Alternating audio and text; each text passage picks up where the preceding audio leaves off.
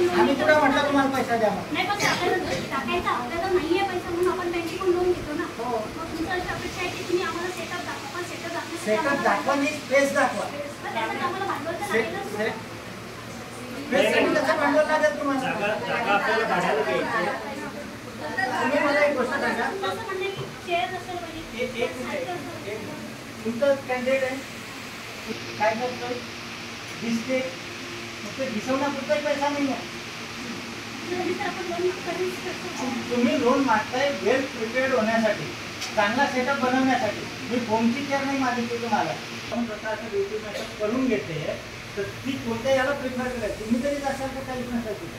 स्वतःचं उदाहरण घ्या ना, तुम्ही स्वतः तरी जाल का?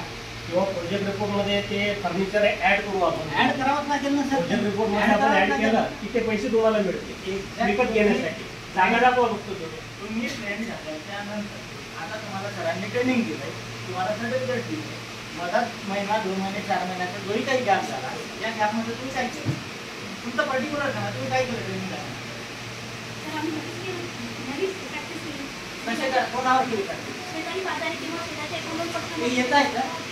कुठं बसवता? कुठं? घरी म्हणजे कुठं? रूम मध्ये वेगवेगळं जमिनीवर बसवताय. तिथंही आहे काही तर करताय. जेवढे प्रोडक्ट तुमच्याकडे अवेलेबल असतील ती सगळी किट तुमच्याकडे अवेलेबल असेल मग काय पाहिजे? माझा म्हणण्याचा उद्देशच आहे ना. तुम्ही जर म्हणता माझ्याजवळ काहीच नाही आहे ट्रेनिंगचा फायदा काय झाला? सरांनी जे सर्टिफिकेट दिलं त्याचा फायदा काय झाला? तुम्ही ज्यावेळेस बाहेर ते निघाले 4 महिन्याचा गॅप पडलाय.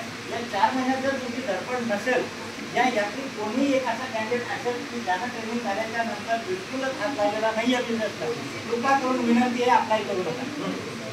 स्पष्ट बिलकुल की ज्यांनी फक्त सर्टिफिकेट घ्यायचं म्हणून घ्यायचं, ट्रेनिंग घ्यायचं म्हणून ट्रेनिंग कम्प्लीट केलं, त्यानंतर कोणतीही धडपड केली नाही, त्या व्हिडिओला अप्लाय करायचं नाही. कारण त्यांची प्रॅक्टिस सुटली.